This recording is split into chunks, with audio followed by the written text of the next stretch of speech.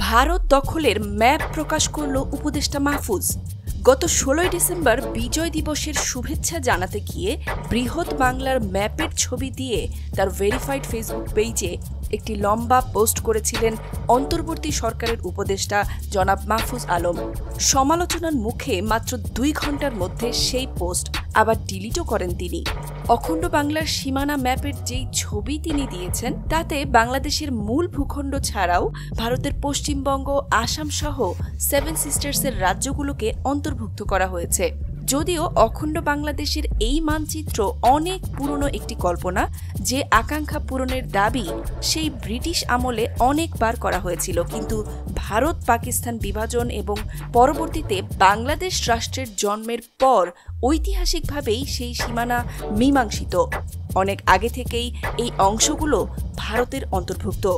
বাংলাদেশ সরকারের দায়িত্বপ্রাপ্ত ব্যক্তি যখন অন্য একটি দেশের অংশকে নিজেদের দেশ বানানোর পরিকল্পনা করেন, তা স্পষ্টতই সেই দেশের স্বাধীনতা এবং সার্বভৌমত্বের প্রতি আঘাত। তার এই উদ্ভট কাণ্ড বর্তমান সময়ে এসে কতটুকু যুক্তিযুক্ত? ভারত যেখানে বাংলাদেশের বিরুদ্ধে ষড়যন্ত্র পরিচালনা করতে ইস্যু খুঁজছে, ঠিক সেই সময়ে ভারতের হাতে এমন অস্ত্র তুলে দেওয়ার যুক্তি কি? বাংলাদেশ এখন রাজনৈতিক অর্থনৈতিক সংকট মোকাবেলা দূরে রেখে ভারত দখলের যুদ্ধে নামবে? এটা কতটুকু বাস্তবসম্মত সিদ্ধান্ত?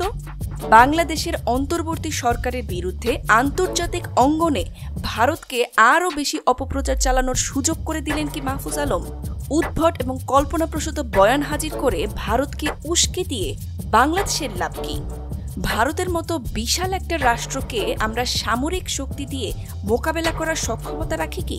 এমন পরিকল্পনা যদি সরকারের থেকেও থাকে, তা এইভাবে প্রকাশ্যে তুলে ধরা বাতুলতা বলেছেন বিশ্লেষকগণ। এমন আগ্রাসী মানসিকতা কি দেশের জন্য কল্যাণকর হবে? আপনার মতামত কি?